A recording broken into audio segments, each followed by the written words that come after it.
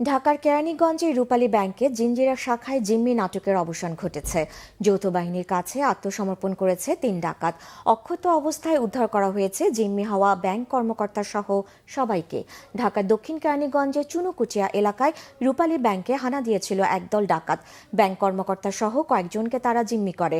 ডাকাতির খবরে ব্যাংকের সামনে এলাকাবাসীর ভিড় জমে যায়।